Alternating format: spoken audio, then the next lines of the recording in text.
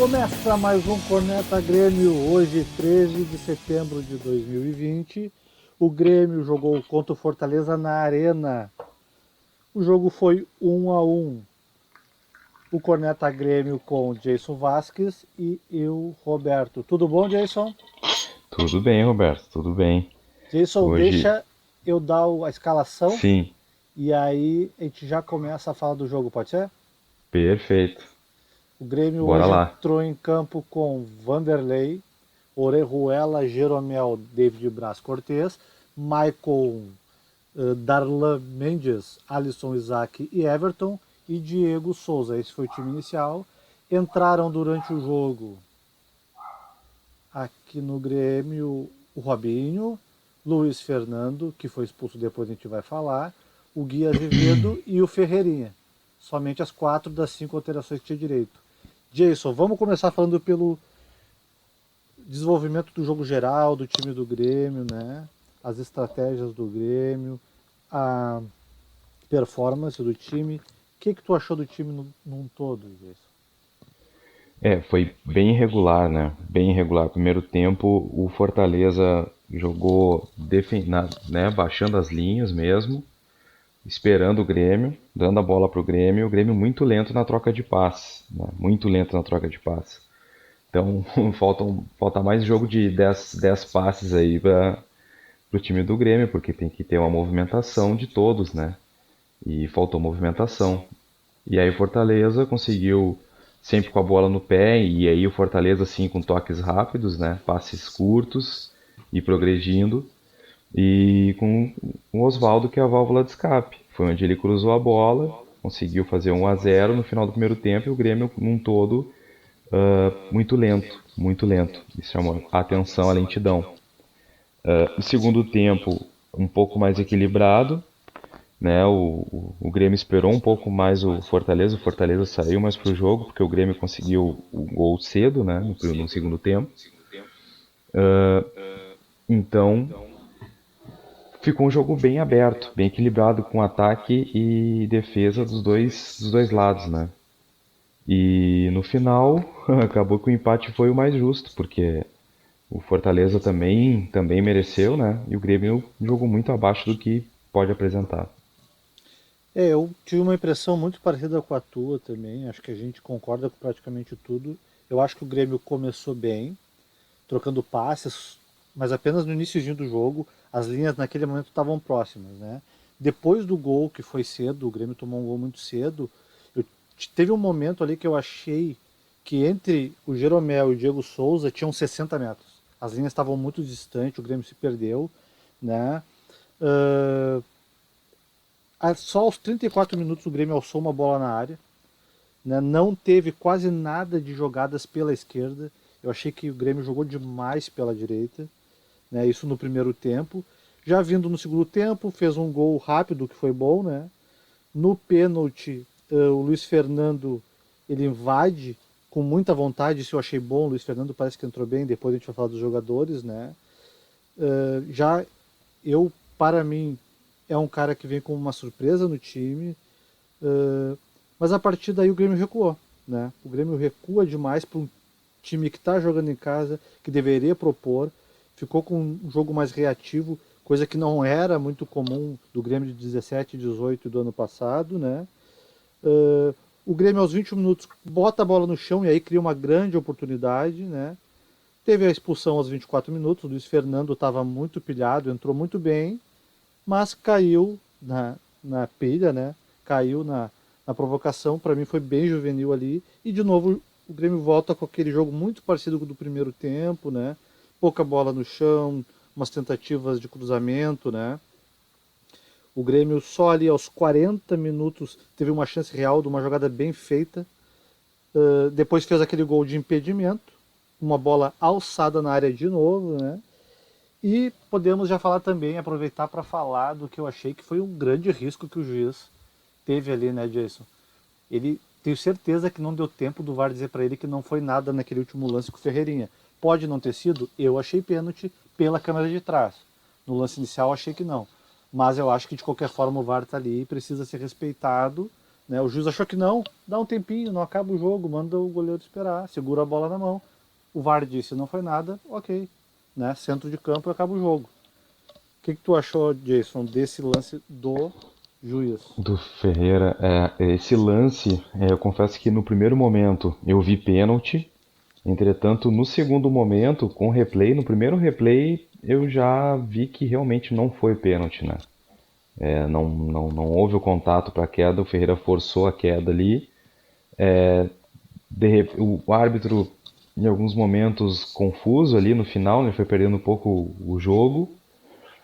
E realmente, né? Se é um lance duvidoso, tem que esperar o VAR, mas eu acredito que o árbitro tenha confiado na própria visão ali do jogo, né? Visão de campo. Então ele nem consultou o VAR nessa situação. Pois é, eu achei também o Grêmio, mais um detalhe que eu deixei de falar, que o Grêmio com baixa intensidade na média geral do jogo, né? Começou ali os primeiros 5, 10 minutos com uma Sim. intensidade legal, mas depois parece que o pessoal não tinha dormido direito ali, né? O que tu acha que é isso, Jason? É problema físico, é problema tático? Pode ser problema, pode ser muitos fatores, né? Mas o físico. E o primeiro tempo, essa lentidão é uma lentidão que transcende o físico, né? O preparo físico, o condicionamento. Às vezes é uma questão de inteligência, de posicionamento, de deslocar. A gente observava pelo Fortaleza. O Fortaleza, mesmo jogando recuado, quando com a bola no pé, eram dois toques. Dois toques sempre, no mínimo dois jogadores para receber, triangulando, né? Dando linha de passe. Mas eu percebo que essa é uma dificuldade, né? De treinar os jogadores com a bola, mas principalmente sem a bola, né? Normalmente os jogadores sem a bola, tanto para defender quanto para atacar, a percepção é que permanecem perdidos, né? Eles não sabem, treinam e não sabem muito bem. Não falo só do Grêmio, falo no geral, né? As equipes, os jogadores que conseguem ter essa percepção aí mais aguçada, eles conseguem ter melhor desempenho, né? Mas o que me chamou a atenção também é a reposição defensiva do Grêmio. Nos momentos em que o Fortaleza conseguia saída pelas pontas, com o Oswaldo principalmente, a recomposição, a demora para retomar, né, o posicionamento defensivo. Então, depois individualmente nós podemos até colocar os nomes aí, mas a demora no geral, perdendo a bola, chamou a atenção, né? E em relação ao meio-campo, aquela ideia do Robinho volante, que eu pelo menos gostava dessa ideia, né? Eu já vi que ele de volante não é muito a dele, né? Pelo posicionamento, pela maneira de correr, de se colocar no campo, mas isso aí é papo aí para quando nós analisarmos aí os jogadores, né? Mas no geral foi isso, o Grêmio demorando, né, nessa recomposição defensiva e com a bola no pé, sem aproximação e toques rápidos, dois, três toques, cinco toques na bola para achar um passe. Então aí demora muito e o outro time já consegue se organizar. Concordo contigo e vejo realmente isso. Nas transições, tanto de defesa para o ataque, como na transição do ataque quando perdia a bola para a defesa, Grêmio muito lento no geral, sem intensidade, né? Se pegar um time com mais velocidade na transição, como o Flamengo do ano passado, não tenho dúvida que pode ser até pior do que foi, porque o Grêmio está com menos intensidade ainda, e até agora eu não entendi por que a troca de toda a comissão. A ideia era trocar para melhorar e só piorou. Claro que tem a pandemia, tem esse fator diferente desse ano. Vamos ver, né? Vamos ver em comparado com os outros times de grande performance, se isso vai seguir. E estatísticas do jogo, Jason, chutes 14 do Grêmio, 3 do Fortaleza, uma diferença bem grande, 14-3. Chutes no gol, 3 do Grêmio, 2 do Fortaleza, é muito parecido. Posse de bola, 57 do Grêmio, 43 do Fortaleza. Passes, 530 do Grêmio, 423 do Fortaleza. Precisão no passe, 89% do Grêmio, 87% do Fortaleza, praticamente igual. Faltas, o Grêmio fez 11, Fortaleza fez 13. Para visitante parece pouco. Cartões amarelos, Grêmio 1, Fortaleza 2 cartões amarelos. Cartões vermelhos 1-1. Impedimentos, o Grêmio teve 2, Fortaleza não teve impedimento. E escanteio 6 para o Grêmio, 2 para o Fortaleza. O que tu achou desses números aí? O Grêmio com 14 chutes e só 3 no gol. Isso reflete o mau momento, né, dos atacantes. Então, treinar chute a gol, né? Não tem jeito, tem que treinar chute a gol. E por muitas vezes o mau momento interfere na decisão em campo ali, né, das ações. Então, por exemplo, os dois chutes do David Braz foram chutes que foram um foi no gol, mas foi um recuo pro goleiro, o outro acima do gol, um chute quase do meio campo. Então, por muitas vezes a tomada de decisão não é a melhor. E aí vai refletir na estatística, né? Mas reflete um momento irregular do ataque do Grêmio. O que me chama a atenção é que enxergo o Grêmio como um time muito superior de elenco e tu tem uma posse de bola muito parecida, o Grêmio com 57, um pouquinho a mais. Os passes, o Grêmio tem praticamente aí 100 passes a mais, 100 e poucos passes a mais, mas a precisão dos passes é muito parecida, né? O Grêmio fez menos falta, então é um equilíbrio que eu não queria ter visto, estando o Grêmio jogando em casa, estando o Fortaleza vindo jogar aqui e ainda com um time que teoricamente é mais limitado que o do Grêmio, não acha? E o primeiro tempo foi muito abaixo, né? O primeiro tempo do Grêmio foi muito ruim. O Grêmio praticamente jogou apenas um tempo, né? Jogou apenas 45 minutos. Então, isso diz muito também do que foi o resultado, né? Exato, a Um a parte um. Acabou física, sendo né? até justo. Verdade. Muito abaixo.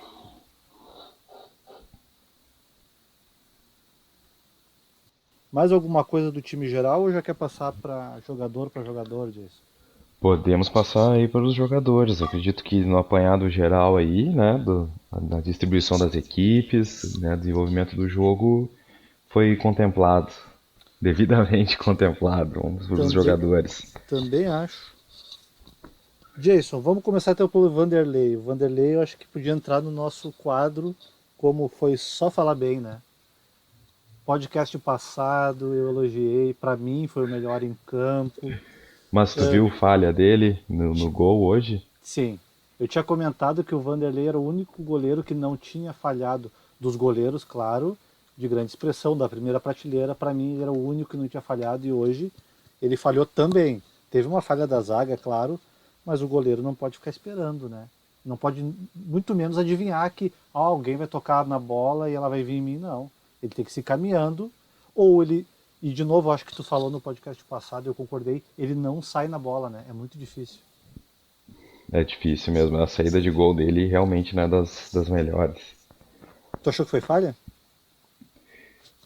Eu no início eu fiquei mais revoltado mesmo o posicionamento da defesa, né? O Sim. sono da defesa, né? O cochilo, enfim, sonolência mesmo, né? Até perceber que a bola aí quando vi a bola já estava balançando a rede, né? Que a bola vem bem em cima do goleiro. Se o goleiro decide esperar até o último momento para definição, né? A gente, né? Presumimos que, pô, vai acompanhando a trajetória da bola e para tomar essa decisão, quanto mais postergar, mais difícil vai ser. Então, se ele tivesse saído de repente, seria outra situação. Mas eu fiquei mais revoltado com a defesa do que com o Vanderlei, mas realmente, pensando melhor, foi um gol que ele poderia ter um outro tipo de resposta ali, né? Perfeito. Eu acho também que teve grande culpa da zaga, mas o goleiro não pode esperar, na minha opinião, que a zaga acerte sempre, né? Mesmo tendo o Jeromel ali. Mas enfim, né? Concordo contigo que dá para dividir para os dois, mas o Vanderlei estava nos salvando. E é uma pena que dessa vez não conseguiu, mas não acho que passa por ele só essa derrota, claro que não, né? E o Sim. Orejuela, Jason. Orejuela. Ha, Vou te dar minha impressão e depois eu vou te fazer uma pergunta, tá? O Orejuela, para mim, no primeiro tempo, era uma avenida nas costas, né? Eu não sei se ele pensou, ó, eu tô com o Oswaldo aqui na ponta, o Oswaldo não é um cara muito agudo, qualquer coisa eu busco, né? Se foi um risco calculado, ou se é algo que realmente é um problema grave dele. O que tu acha ou se ele desse? pensou, azar do Alisson, deixa o Alisson correr. que tu achou? É um risco calculado? Porque... Desculpa, falei Ricord ao mesmo tempo. Ou Não, não, ele. mas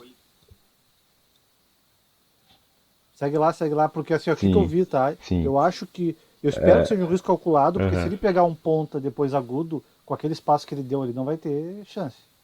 Não tenho dúvida. O que tu achou? Realmente, ou ele pensou isso, né, do Oswaldo não ser um atacante agudo e depois ele pega na corrida, ou ele pensou também, azar do Alisson, ele que volte para marcar, né?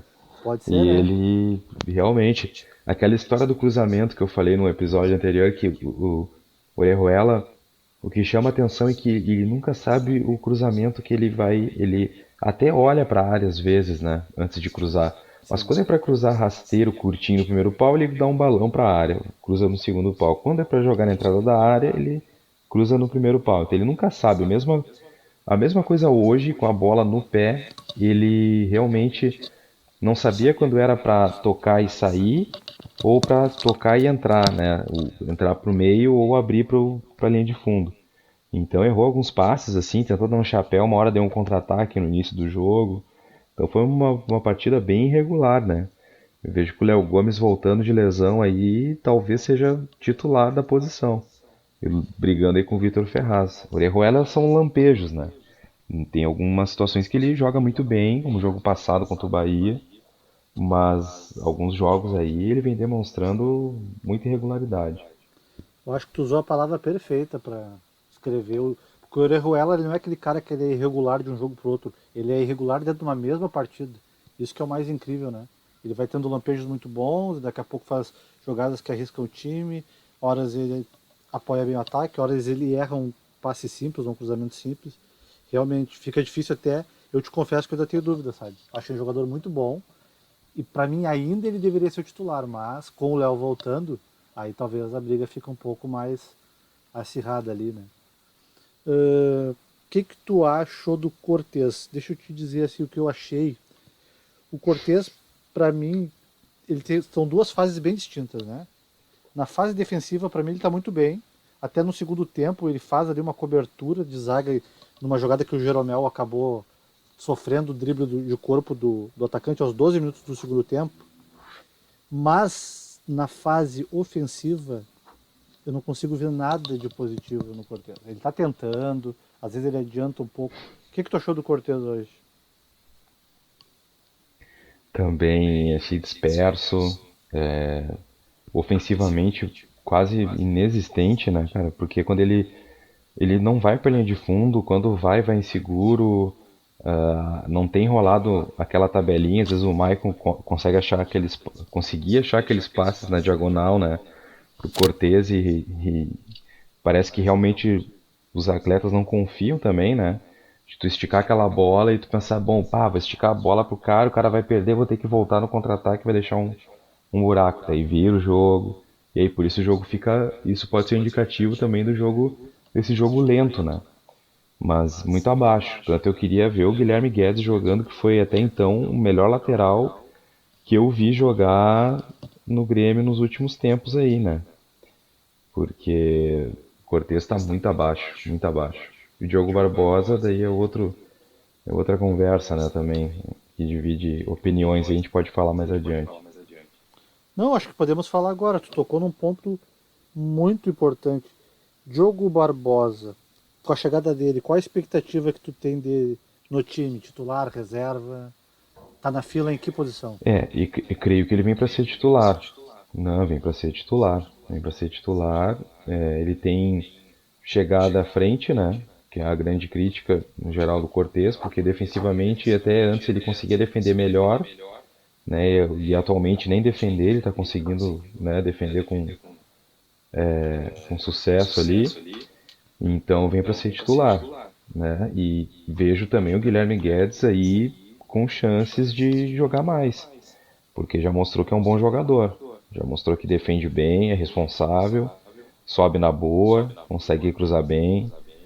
Então, creio que o Diogo Barbosa é titular e o Cortez aí para substituição. Eu também tô com bastante dúvida em relação a isso, sabe? Que assim, ó, eu acredito já um pouco diferente, que o Guilherme Guedes, se jogar o que estava jogando, para mim é o titular absoluto. Mas claro que ele ainda tem que provar, tá subindo agora, não é um jogador tão experimentado como os outros dois.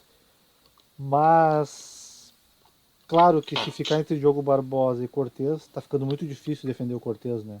Então, pelo que eu entendi, para ti é Diogo Barbosa, depois Guilherme Guedes, depois Cortez. Cortez iria para terceiro da fila. Terceiro da fila. E o Guilherme Guedes, ele jogou uma Série B pela Ponte Preta, né? Então ele é da base, teve um tempo fora e tá no grupo do Grêmio. Eu vejo ele como segundo da fila, com certeza. É, isso vai ser uma coisa legal de acompanhar e analisar depois, porque tu vê que mesmo a gente tendo aí uma dúvida da tua visão para o futuro e da minha, nas nossas visões igual tá o Cortez como um cara já de praticamente saindo, né? Porque vai ter que ter uma lesão, uma expulsão, algo para ele entrar depois. Isso é um pouco complicado um jogador com a história dele, né? Mas realmente está difícil para o Cortez continuar e defender ele, né, Jason? Jason, agora te passando pelo meio campo. Michael lá aos 32 minutos do primeiro tempo, ele sente um pouquinho antes dos 32, acho que lá pelos 25. Ele faz uma cara de muita dor e pede para sair. Aos 32 ele tenta aguentar, né? E aos 32 ele sai. Robinho, o que tu achou do Robinho? E te faço uma pergunta já em seguida. O que tu achou do Robinho no panorama geral do jogo? E o que tu achou do Robinho entrando numa posição recuada, tendo o Lucas Silva como opção? Tu acha que isso é um sinal já de que o Lucas Silva tá tomando uma geladeirinha aí por um tempo? Eu acho que Lucas Silva, é a vez dele sentar no banco um pouquinho, treinar bastante, tentar melhorar. O Robinho até eu achei discreto no jogo, né? Mas ele realmente, eu gostava da ideia de ter o Robinho como volante, né? E ele realmente, ele tem que jogar na posição de meia ou em uma das pontas eventualmente, porque como volante ele não tem a movimentação que um volante deve ter, né? Então por vezes o Darlan vinha buscar a bola e ele ficava não escondido, mas é por se omitir do jogo, mas é por realmente não ser da posição, né? Aquela movimentação de tu dar uma linha, de daqui a pouco dar dois passos pro lado, recebe a bola, troca o lado, inverte a jogada. Então, essa movimentação de volante dele que eu imaginaria que ele teria, porque ele é bom tecnicamente, ele tem um passe bom, né? Mas não ocorreu. Então, no geral, achei ele bem discreto e como volante, acho que em último caso, né? É, eu te confesso que eu fiquei com um sentimento duplo em relação ao Robinho hoje. E vou te dizer por quê. Porque eu acho que aconteceu uma coisa paralela no sentido dele. Ele entrando naquela posição, ele não foi tão bem como ele vinha antes. Porém, quando ele entrou naquela posição, o time melhorou. No primeiro tempo eu achei ele bem melhor que no segundo, né? No primeiro tempo ele deu opção de linha de passe, ele procurou os dois lados. Só quando ele entrou que o time passou a tentar um pouco mais à esquerda. Ele participa nos lances ali também no segundo tempo de quase gol do Grêmio, digamos assim, aquela bola que o Orejuela chuta para fora, chuta e o goleiro defende, e vários outros lances ele participa. Então, essa é a minha dúvida, porque realmente ele joga melhor a princípio numa linha mais avançada na meia. Mas a gente não tem ninguém naquela posição para substituir o Michael, ao meu ver, e também não tem ninguém numa linha avançada, ainda mais agora que o Thiago Neves foi dispensado. E o Jean-Pierre não vem tão bem. Mas tu acha que é mais ou menos isso, então? Tentar ele ali, talvez não, talvez recuperar então o Matheus Henrique, o Darlan. Como é que tu vê nessa posição? Gostei da atuação do Darlan hoje, né? Acho que o Matheus Henrique tem que recuperar o bom futebol, que ele não tá jogando o que realmente sabe, né? Ele pode jogar. O Maicon já é essa transição, né? Ele realmente é muito inteligente para jogar, mas aí com a idade vem as lesões, demora para se recuperar e é inerente ao ser humano, né? Depois dos 30 a queda vem para todos, não tem jeito. Cavalo cansado. E é, mas é muito inteligente, né? Então tem o que contribuir, até ajudar na formação dessa gurizada que está subindo aí, né? O Lucas Silva também tem que melhorar. Eu até vi alguns lances desse jogador que está sendo especulado, o tal do Rômulo, Esqueci o sobrenome dele, cara. Mas me pareceu bom volante, né? No DVD todos os jogadores são bons, né? Mas me pareceu bom volante. Mas o Grêmio tem bons meio-campistas, né? É questão de treinar mais ali aquela movimentação, né? Mais jogo dos 10 passes ali pra gurizada, pra se movimentar Sim. melhor. Porque tem potencial, tem potencial.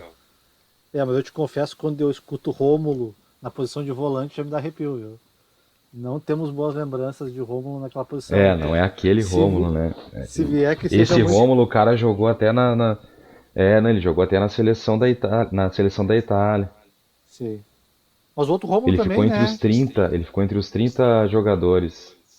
Mas o outro Rômulo também, né? Tinha uma grande expectativa, vinha bem. Incrível, cara. É, muito lento, né?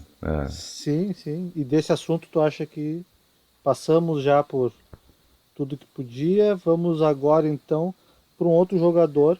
Vamos pro ataque. Vamos para o ataque, que a gente já chega no ataque. Olha só, entra no segundo tempo, né? O Luiz Fernando. E aí também tem uma coisa que foi do Renato ali, eu queria ver o que tu acha. Ele bota o Luiz Fernando, mas não tira o Everton e deixa o Everton por dentro no lugar do Isaac. Quem sai é o Isaac. E o Everton começa a jogar por dentro ali, com o Alisson pela direita, o Luiz Fernando pela esquerda e o Everton por dentro. O que tu achou da entrada do Luiz Fernando e do Everton por dentro? Gostei da formação. Aí tem que dar o braço a torcer pro Renato aí, foi uma ideia boa. O Everton ele é meia, né, de origem, o Isaac muito discreto no jogo, o Everton muito mais ativo no jogo, né? Então se fosse para escolher um para sair, tinha que sair o Isaac. Então aí um ponto positivo pro Renato aí. Me viu bem. E o Everton ali no meio desempenhou uma boa função, procurou o jogo, né? Mas a gente não viu o lado direito, o Alisson atuar ali, né, de forma ofensiva e eficiente. E no lado esquerdo, o Luiz Fernando, bom jogador, agudo, vai pra cima, né? Falta um pouco mais de malandragem no bom sentido ali, da maturidade de administrar emocional ali. Sei que na hora ali é correria, mas tem que ter tranquilidade. Ele estava bem no jogo, né? Ele entrou bem no jogo. E realmente aquele teu comentário sobre ter dois meio-campistas nas pontas é real. O Everton e o Alisson tem que ser um dos dois para jogar ali. E atualmente o Everton está melhor. E no outro lado tem que ser um ponta. Um jogador agudo que tem o drible que vá para a linha de fundo. E hoje ficou mais que comprovado isso aí.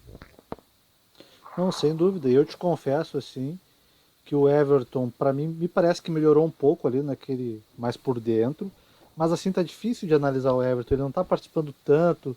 No primeiro tempo eu achei que ele não estava recebendo muita bola na esquerda, mas a gente fica na dúvida, será que é o time que não está jogando tão bem ou ele não está dando a linha de passe e se posicionando, né? E o que eu percebo assim, para mim hoje, Luiz Fernando entra, ele tem bola, já mostrou, né? Ele dominou duas bolas que vieram pelo alto, como gente grande, dominou duas bolas, não sei se tu lembra das jogadas, mas ele mata a jogada com uma. Ele fez isso uma vez, depois eu fiquei na dúvida, será que ele acertou mesmo? E ele faz uma segunda vez isso, uma bola alta, porque é difícil ver isso hoje, né, Jason? Vamos combinar que os fundamentos, É, mesmo para, né, profissional tá cada vez mais difícil de ver isso acontecer em campo. E então, para mim, ele é o segundo da fila depois do PP, ali na ponta esquerda. O que me faz pensar o seguinte: ele e Ferreirinha, né? Porque o Ferreirinha, se vier bem também, pode ser que a gente mude de ideia, ou eu mude de ideia, que o Ferreirinha passa a ser, na minha avaliação, o segundo da fila. Eu não me lembro de ter visto o Luiz Fernando jogar muito antes. Tu sabe se ele joga pela direita também? Porque daqui a pouco não era uma de ter ele como opção lá na direita. eu vejo que ele joga nas duas posições, né? Nas duas posições. Eu não me recordo mesmo se é a direita ou a esquerda principal. Alguns jogos do Botafogo eu até vi, era o único que se destacava ali. E mas ele acho que é bem adaptável. Ele pode jogar tanto na direita quanto na esquerda. E o Ferreira tem que treinar bastante agora, com esse tempo aí, né, afastado. E tem o futebol, tem o drible e tal, só que vamos ver sem a bola ali, na ajuda à marcação, na movimentação. Hoje ele tentou muito o drible, né? Só que por vezes é bom buscar a tabela, um dois, né? E ele tentou todas o drible, então tô curioso para ver ele um pouco mais e ver que realmente tá amadurecendo. Eu concordo contigo. O Ferreirinha, para mim, hoje não entrou mal, até porque entrou no finalzinho, mas todas as bolas que ele pegou, as poucas, ele tentou fazer tudo sozinho. A gente sabe que esse não é o caminho, não é querer ser o Everton. Nem o Everton fez isso quando entrou, o Everton esperou primeiro se firmar e ter mais confiança. E primeiro é um jogo coletivo, né? Não tem opção, vai para dentro. E nas duas vezes ele tinha opções melhores do que ir para dentro. Do Luiz Fernando, tu já falou tudo que achava do Luiz Fernando. E o Ferreirinha, para ti, é só treinar mais, mas o que tu acha? Qual dos dois é o ficha 2? É, atualmente o Luiz Fernando, né? Mas o Ferreira é um baita jogador. É um baita jogador. Ele daqui a pouco vai ser titular, vai ser difícil não segurar ele e não colocar ele no time. Vai ter que arrumar um espaço para ele. Mas são esses detalhes, né? De ser É cedo para saber, né? afobado, né? Então daqui a pouco toda hora buscar o drible e às vezes é uma tabela curta para te sair na frente, né? Então tem mais essa maturidade de jogo mesmo, né? Porque ele é um baita jogador. Então, atualmente o Luiz Fernando é o ficha 2, mas o Ferreira vem forte. Não, e agora vem o cara que estava sendo a estrela do time. Lá no primeiro podcast da semana nós já estávamos comentando que ele tinha feito mais de 30% dos gols do Grêmio e deu uma baixada. Diego Souza, o que tu achou? Diego Souza abaixo, né? Ele tentou fazer a parede ali, algumas situações ele conseguiu tocar bem a bola, né? Ele realmente é um pivô, tá jogando muito bem, só que tá um pouco abaixo. E eu vejo que essa pressão o Fortaleza faz muito isso de sair com o goleiro, né? Então essa pressãozinha ali na frente, né? Aquela pressãozinha na saída de bola, às vezes ele não faz, né? Com tanta intensidade e nas escolhas mesmo, né? Das jogadas. Teve um contra-ataque ali que ele pensou bem, ele rolou a bola pro Luiz Fernando, o Luiz Fernando chutou em cima da defesa, mas se ele domina e gira no cantinho, ele faz o gol, com certeza, né? Mas ele baixou um pouco o nível de desempenho nos últimos jogos. Não sei se deve ao fato também de ter se lesionado aí né, não voltou 100%, a gente não sabe, né? Mas baixou um pouquinho também o desempenho do Diego Souza. Mas a torcida com certeza confia muito nele, é um cara que é diferente. O Diego Souza, eu te confesso que ele me chamou a atenção em dois momentos hoje. No primeiro tempo, eu achei ele com pouquíssima paciência. Em um momento ele reclamou muito, esbravejou num erro de marcação do Grêmio mesmo, que eu acho que o Grêmio fica naquela dúvida, né, nessas linhas tortas que a gente vem falando, como que marca? Né? Marca com três em cima ou marca só com ele? E com um time que vai sair com a bola com o goleiro, bola no pé, tocando para um lado, tocando para o outro, ele acaba ficando de bobinho. Então ele perde a paciência, ele olha para os companheiros ali dos dois lados e diz: eu desisti. Ele faz um sinal assim, né? Se é para eu ir por cima deles e ficar de bobinho dos três, ou você sobe as linhas ou eu não vou mais. Isso me chamou muito a atenção, né? E o último lance do primeiro tempo também que me chamou a atenção do Diego Souza é que o Alisson realmente, para mim, ele foi muito mal. Último lance do primeiro tempo, todo mundo vai para a área, Jeromel, todo mundo ali esperando a bola, e o Alisson isola a bola tentando bater direto. E ele perde a paciência, ele fica Sim, muito brabo e com razão, mas a gente já está vendo ele com menos paciência com o restante do time. E é claro, né? O pênalti que ele erra da primeira vez e que ele quase erra da segunda vez. O que tu acha disso, Jason? faz todo sentido, né? Faz todo sentido a falta de aproximação das linhas, né? Uma organização, se vai subir, tem que subir todos, senão fica espaçado e realmente aí fica uma barbada. Com dois toques tu chega dentro do gol. Mas falta realmente um pouquinho de paciência, é que o Alisson jogou muito abaixo, né? Muito abaixo. Mas o Diego Souza é bom de bola, é questão de acertar a movimentação do time ali. Isso pode estar prejudicando ele, de fato, tem uma hora que tu perde a paciência, né? Com alguns erros assim que, pô, passe curto. Ou vou falar agora da defesa que nós acabamos que nem comentamos o David Braz fazendo feijão com arroz, ele é o cara.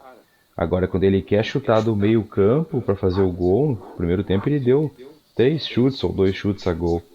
Mas assim, né, um chute fraquinho, nem teve dois que um que nem foi no gol. Então, isso tudo tu vai perdendo a paciência, né? Se jogar o feijão com arroz próximo, jogando curtinho, pô, o Grêmio tem futebol, mas me parece que às vezes falta essa noção de espaço ali. Hoje ficou muito evidente, né? Poucas triangulações, né? Então a primeira linha longe dos demais. Primeiro tempo ficou bem evidente, segundo tempo um pouco diferente, mas ainda falta essa aproximação aí. Eu concordo plenamente contigo, tanto que o David Braz passou batido para mim, e isso para mim é o diagnóstico dele no jogo. A gente sabe, ou eu pelo menos enxergo o David Braz assim, ele é um cara que ele parece ser muito mais um bom coadjuvante. Ele não aparece muito nas partidas, a não ser quando faz o gol, a não ser quando acerta um chute que vai na gaveta, mas fora isso, na zaga ele é um bom coadjuvante. Diferente do Kahneman que aparece, que dá carrinho e quase mata o torcedor do coração, às vezes, achando que vai ser expulso a qualquer momento. Ele não. E realmente, hoje ele foi tão coadjuvante que chega a passar batido pela gente, né? Não dá muita vontade de falar, mas foi uma boa lembrança. E pode ser sim que nesse balanço da falta do Kahneman, é óbvio que ele faz falta, também tenha passado por ali o problema. Mas a gente falou da ponta esquerda, passou pelo meio ali do ataque com o Diego Souza, e vamos para a direita lá com o Alisson. E eu fiz de propósito isso, porque eu falei do Diego Souza irritado com o Alisson lá no primeiro tempo, porque o Alisson no primeiro tempo, que foi onde ele participou mais, me chamou a atenção que ele me pareceu demorando muito para dar o passe. Sabe aquele segundo a mais para dar o passe? Que muda toda a Sim, configuração? Sim. Tu enxerga o jogador livre e ele fez isso para mim em algumas vezes, bem claras. Uma na entrada da área que o Diego Souza estava para fazer o pivô e ele esperou e não deu o passe. Quando ele deu já era tarde.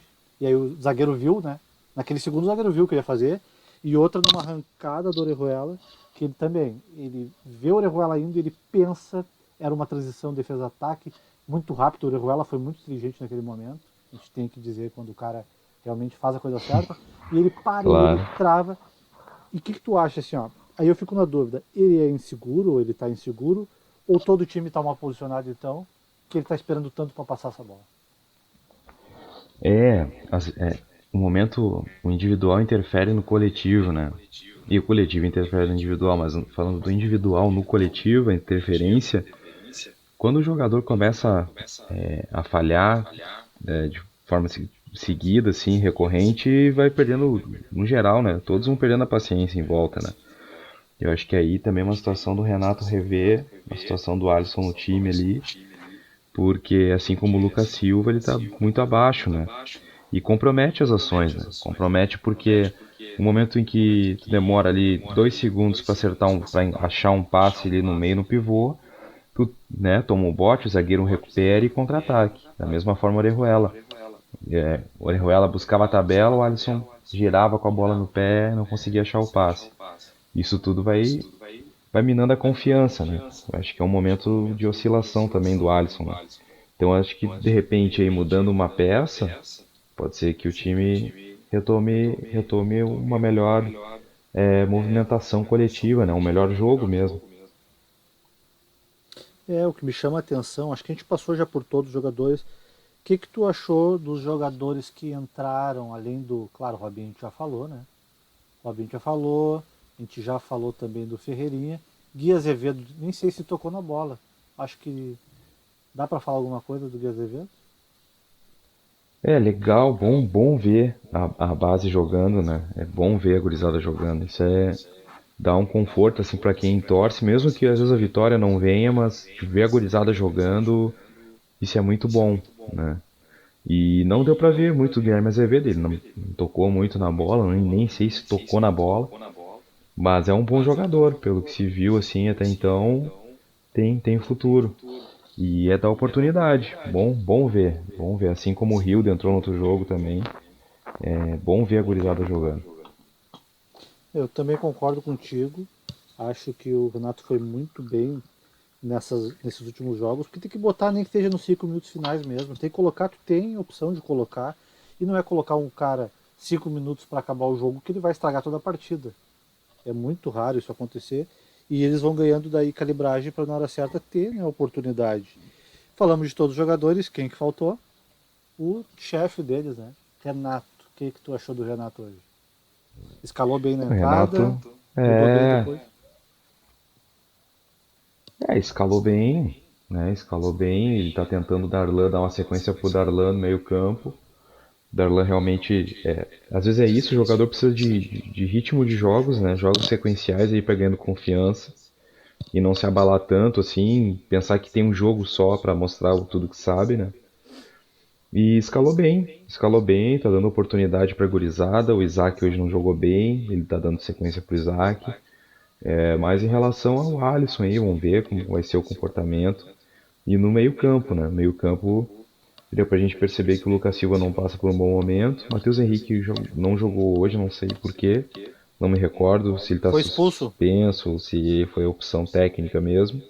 Ele foi expulso, lembra? Ah, verdade, foi expulso.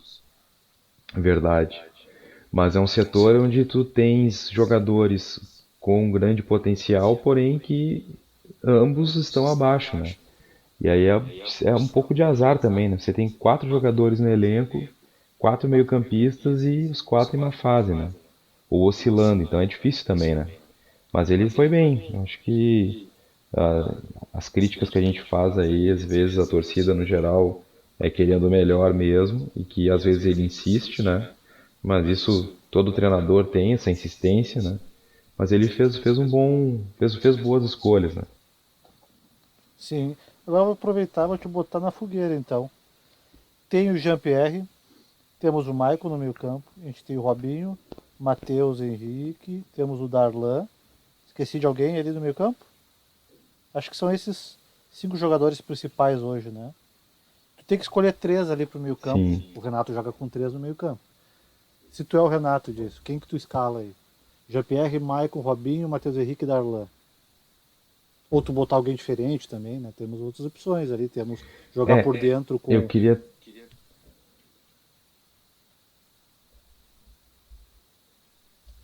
Sim, pode, completar. Completa o raciocínio aí. Nós podemos jogar por dentro ali também com o Isaac, ou até mesmo com o Everton. Tu tem então aí Jean-Pierre, Isaac, Everton, Maicon, Robinho, Matheus Henrique e o Lucas Silva. Tem bastante opção.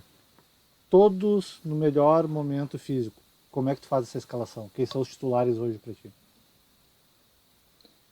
Ah, eu queria ver o Jean-Pierre de primeiro volante no lugar do Maicon ainda, desde o início do jogo, assim como o Robinho hoje teve uma oportunidade naquela posição e eu já vi que realmente não é ele ali, né? O Maicon em plenas condições é titular, né? O Jean-Pierre em plenas condições também é titular. Bom, o Renato coloca ele de meia, né? Então acaba sendo Maicon, Matheus Henrique e Jean-Pierre, né? Entretanto, o Jean-Pierre jogando na posição ali de primeiro volante, né? Então, Jean-Pierre, o Matheus Henrique e a terceira opção aí poderia ser, inclusive, até o Robinho, né? Que é a posição dele, que é meio atacante. Ou o próprio Isaac, que também tem feito bons jogos, porém hoje não fez um bom jogo. Mas é um meio campo de se pensar aí, né? Testar ainda o Jean-Pierre de volante, né? Visto que na base ele já era nessa posição. É incrível isso, né? Como a gente. Eu te perguntei justamente porque é uma dúvida que eu tenho. O Grêmio roda, roda, roda. Nós falamos de 8 jogadores, mas mesmo eu tendo muitas ressalvas, e eu acho que parte tanto do Michael e sem dúvida, mas também parte do Jean-Pierre é problema físico, eu ainda não consigo escalar outros como titular, estando todos bem fisicamente, que não seja esses 3, Jean-Pierre, Michael e Matheus Henrique. E isso é preocupante também, né? Não tem ninguém ali na cola deles, ninguém diz assim, esse cara entrou e arrebentou. Tem o Robinho, que entrou bem, eu acho que eu seria dessa fila aí o que eu mais daria chance, Isaac depois, mas nessa ideia que tu falou muito bem, eu concordo plenamente, a gente vem conversando há tempo já, do Jean-Pierre ser um substituto natural pro Michael, aí falta alguém lá pra meia, né? E aí, e vice-versa, se bota ele na meia e o Michael não tá bem, falta alguém pro lugar do Michael, que ninguém veste essa camisa, tanto a camisa antiga, a camisa dos anos 88, como a dessa. Não tem ninguém que veste essa camisa e diz, é minha, tô bem fisicamente, vou pro jogo. Os dois que nós temos hoje que fazem isso oscilam em teoria pela questão física, né? Complicado. E é isso, acho que a gente falou praticamente tudo. Falamos tudo sobre o time, escalação, falamos sobre jogadores. Mais alguma coisa que tu lembrou, que tu queira colocar tanto do time como da atuação individual de cada jogador? Ah, eu acho que conseguimos aí contemplar tudo, né? Acho que para encerrar aí dá para dizer que foi um jogo muito abaixo no primeiro tempo, segundo tempo foi um pouco melhor, e às vezes, né, a culpa não é só do técnico, né?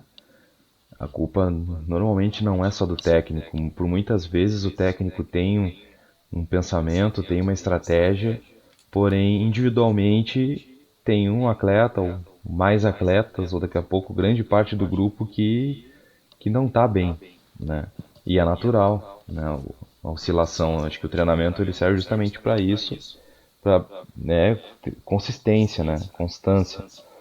E o que se percebe é isso. Tem vários jogadores do Grêmio que individualmente não estão no melhor momento e que vale a pena sustentar o técnico, né? Também, por muitas vezes discordei do Renato, mas eu vejo que o Romildo tem feito uma boa gestão, a presença dele aí nesse último momento turbulento aí, né? E o Renato está fazendo as escolhas que ele vê no dia a dia, né? Que se questiona um pouco às vezes é essa a insistência dele, né? Mas vale a pena a confiança porque no mercado não tem outro técnico, né, minimamente né, bom. Então, então fica difícil. Então vale mais a pena apostar no que tem, tentar não fazer uma ruptura aí na estrutura, né? E confiar que tem a gurizada da base jogando, tem o respaldo do presidente que faz uma boa administração. Tem que confiar e ver que essa semana aí tem Libertadores. Eu concordo plenamente com o que tu falou agora e vou além. Acredito, assim como tu falou agora, que a responsabilidade é sempre dividida, jogador e técnico. É muito difícil precisar, cada caso é um caso, às vezes o técnico é 30%, às vezes é 40%, às vezes é 20%, às vezes é 10%, às vezes a equipe é 90%, então, enfim, é difícil até precisar isso. E eu acho que quando o Grêmio estava abaixo, nas duas últimas partidas, para mim, foi muito responsabilidade do Renato. Dessa coisa que o Renato tem de saiu de um título gaúcho, aí meio que acomoda. Mas hoje não. Hoje eu já vi diferente. Eu vi o Renato, ele se sentiu incomodado e reagiu bem e foi bem. Faltou hoje os jogadores da resposta. Que é o que eu acho que pode vir na sequência, né? Em seguida deve vir essa resposta dos jogadores, pelo menos o que a gente espera. Porque para mim hoje o Renato reagiu. E se continuar assim, o Grêmio tem tudo para de novo. E ele sempre coloca isso nas entrevistas. O Renato é curioso que ele fala: você não vê que daqui a pouco o Grêmio vai embalar. Mas parece que depende dele também, né? Parece que o Grêmio não estava embalando nos inícios de cada temporada, porque no início de cada temporada ele está acomodado.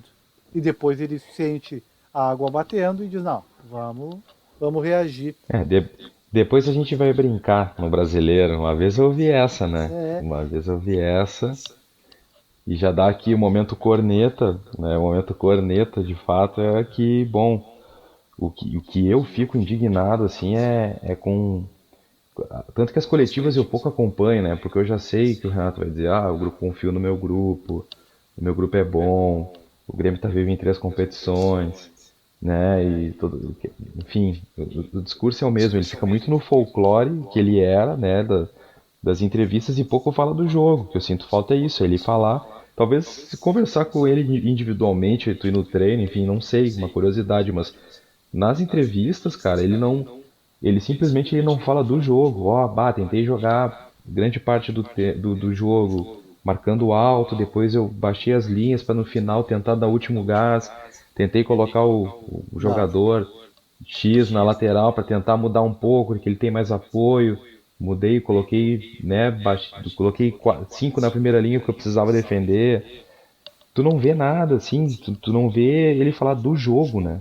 Então é difícil saber até o que ele pensa de futebol, né, cara? É muito folclore e, assim, não sei, né, cara? Acho que a gente já passou dessa fase aí, né? De futebol mudou muito, né?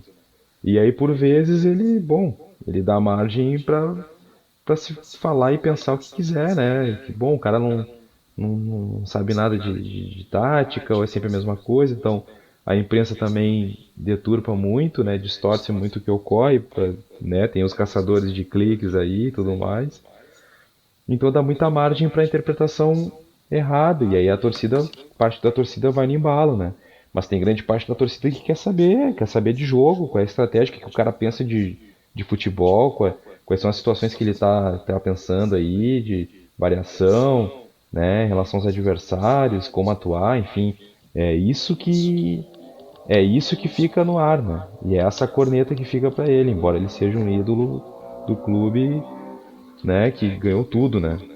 Não, e ele é tão figura que tu separou a corneta da semana pra ele, e eu separei o meme da semana pra ele, e eu vou explicar, porque talvez alguém não tenha visto o meme da semana pra mim, foi o bingo do Renato, que é um bingo, tá? Vou explicar pra quem não viu, que aparece todas as frases que toda semana, ou consequentemente, diretamente, ele sempre fala nas coletivas. Então, frases prontas, frases feitas, que me faz pensar, né? Pô, os caras chegaram a criar um bingo disso. E tem gente brincando disso, Jason. Tem gente que imprimiu essa cartela e brinca com isso em casa depois da coletiva dele para ver se dá o bingo. E daí depois E diz, ó, hoje. tá E tá, jogando a tá, Vera. tá jogando a Vera e tá dando o bingo do Renato. Aí eu te falo, Renato, tu já falou e eu concordo plenamente. Ele vai para a coletiva para falar com a imprensa ou para falar com o torcedor? Porque se é para falar com o torcedor, a gente não quer ver a frase pronta. O que a gente quer é que ele fale do jogo, fale o que ele pensou, claro, não vai entregar a estratégia dele, e nem precisa, né? A gente vê vários técnicos fazendo isso.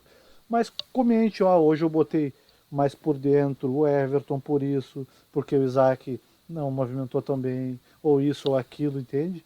E não frase pronta, porque daí como torcedor a gente se sente enganado, a gente se sente logrado, né? Vou parar tudo para ver o que ele É, vai esse é o falar sentimento.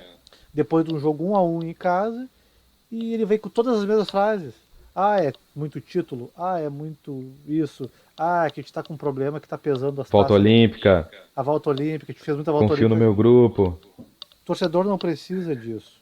E aí me preocupa muito que ele já tá, e eu vou aproveitar para fazer o gancho com as outras notícias da semana que a gente tem, que ele já está começando a passar isso, né, a influenciar outros. Porque daí, tá, e aí vai uma coisa bem legal, que essa semana, tá, eu já vi alguns comentaristas falar uma coisa que nós alertamos aqui já há mais de 2 semanas. Quando começou essa especulação pelo Cavani, o que a gente comentou aqui, Jason? Acho que tu vai lembrar bem. A gente falou o seguinte: estou preocupado com isso, porque isso pode estragar a estratégia do Grêmio, porque quando tu fala que vai vir um grande camisa 9 e todo mundo começa a olhar para o Cavani, nada menor do que ele vai ser esperado. E hoje os comentaristas estão falando que conversaram com a direção e que a direção expôs exatamente isso. Estamos preocupados por isso aí, né? E aí um dos comentaristas deles, não vou citar nomes porque não importa, né? Ele falou que, e eu discordo, porque na verdade o Grêmio fez muito bem, o Grêmio não pode ser culpado com isso. Agora eu vou dizer, eu discordo muito, porque a partir do momento que um dirigente vai para público usar isso como cortina de fumaça, ele tem que estar pronto para o que vem. E esse dirigente foi e disse: estamos trazendo um jogador fora de série, e agora ligaram ao Cavani. Então tem culpa sim, e tem que ser cobrado sim. Porque vai dizer que está trazendo um fora de série e não vai trazer um fora de série? É complicado, né? Então isso me É, preocupa, porque parece as coisas do Renato, que faz e depois o tiro sempre acaba no pé, né? Todo mundo ri, todo mundo fala, mas depois fica dizendo, ah, Renato, vira meme toda hora, toda semana, e não sei se o lugar de técnico é virar meme, né? Se essa imagem que o técnico tem que passar, e isso para um time gigante que nem o Grêmio, para mim é preocupante. é, até, cara, nesse ponto, eu inicialmente tinha uma opinião que, bom, o Grêmio em nenhum momento falou que estava acertado com o Cavani, que ia contratar o Cavani e tudo mais. Acho que o Romildo foi pontual, em nenhum momento iludiu a torcida, foi o jornalista argentino lá que deu a notícia. Porém, o diretor do Grêmio, do futebol, esse que afirmou que estava fechando com uma contratação que ia surpreender. Cara, não fala nada, entendeu? Deixa como Exato. tá, é como aí eu lembro mais uma vez do folclore do Renato, né, o X9 que falou e tudo mais. Cara, fica frio, tá negociando. No momento que tu lançar o nome, tu vai pagar mais caro, tu vai colocar outro clube na disputa para contratar. Então tem que ser na surdina mesmo, né? E então a postura do Grêmio não foi 100% positiva, né? Muito em função desse dirigente aí que eu acho que para se defender na hora da pressão dos jornalistas ali, ele largou essa, para justamente te desviar um pouco do foco. E para a imprensa é ótimo, momento de especulação e aí já é, né, canal no YouTube, é, na própria TV fechada aí, os jornalistas repercutindo e tudo mais. Então acho que não foi parcialmente positiva a postura do Grêmio, mas o dirigente aí colocou tudo a perder, né? Eu acho que o futebol não tem mais espaço para amadorismo em nenhuma das posições, né? O futebol de alto nível, os grandes clubes, esse clube de Série A não tem mais espaço para isso. Não dá para mais ver o Cartola querer pagar de estamos contratando e daqui a pouco realmente botar a perder, porque daqui a pouco o Grêmio tinha na mira um grande centroavante até do futebol brasileiro e aí agora vai ficar melindrado. Como é que traz? Vai trazer o cara para tomar ovada aí porque não é o Cavani? O cara na primeira bola que errar um pênalti, uma coisa, vão dizer, sim, ó, o Cavani aí. E todo mundo vai fazer. Todo mundo vai fazer meme, todo mundo vai brincar. E daí não é As justo com caixas de ninguém. Né? som, né? As Aquela vez do caixas de som. Ronaldinho, a postura que Perfeito. foi totalmente equivocada, né? Perfeito. Então, assim, por isso que eu fiquei. Gostei da entrevista do Romildo. Ele falou: não, não tem nada, tirou do ar. Embora eu acho que no fundo eu ainda tô. Eu sou parte da torcida que tá iludido, né? Até terça, que é o aniversário do Grêmio. Terça, né? Dia Sim, sim. 14, 15. Então, depois do dia 15 volta pra realidade. Mas tem uma esperança aí. Eu Mas tô de qualquer torcendo. forma, tem que se virar com o que tem, né? Eu não É, tô poxa, eu acreditando acho que é um tanto. cara que. É, Sim, eu não tô acreditando tanto, mas tô torcendo para que aquela proposta do Atlético de Madrid não seja verdadeira. Se aquilo não for verdade, acredito que ele venha pro Grêmio sim. Não teria outro time, não tem outros times da Europa grande que teve uma seja. notícia que o cara tava na Espanha e tudo mais. Na verdade, não tava, né? Ah, ele já Tem teve muita fake aqui. news na história. Parece que o Atlético já tinha feito proposta há muito tempo. E aí Tá, não foi à frente e tudo mais. Eu também, acho que esse é o sentimento. Não tô iludido assim, mas tô torcendo que ele realmente seja certo e seja blefe do Romildão. E eles, ó, pessoal, tá aí o cara, 3 aninhos de contrato, o 9 tá aí, agora vamos ganhar tudo. e honestamente a gente não pode descartar o fato de que daqui a pouco realmente até eles não sabem. Eles deram a proposta e estão esperando o cara. E talvez nem o cara saiba, o cara tá pensando, e agora? Vou para lá, vou para cá. Vou para lá, vou para cá. Quanto que eu vou gastar de combustível pro meu jatinho para estar vindo toda hora para o Uruguai, olhar a minha fazenda? Vale a pena, não vale a pena? As Cara, cabecinhas de gado, mas ele tem a janela, se não me engano, vai até agora, né? Na semana que vem, então. De terça eu acho que não passa, não. De terça não passa essa história. eu também acho que de terça não passa. E também e o que deixa no ar é o estilo de vida do cara, né? Ele é um cara tranquilão, não é um cara da badalação, da polêmica, ele é caseirão, né? Caseirão, o cara gosta de estar no mato, né, cara, na fazenda, se mantém sempre em forma, o cara é família e tudo mais. Então, por isso que deixa no ar, né? Deixa no ar, deixa. E ele realmente tem a cara do Grêmio, né? Tem um jogador bom, atacante que é aguerrido, tem técnica, cabeceia bem, chuta bem, faz parede bem, tabela. Pô, tá louco? Seria incrível, né?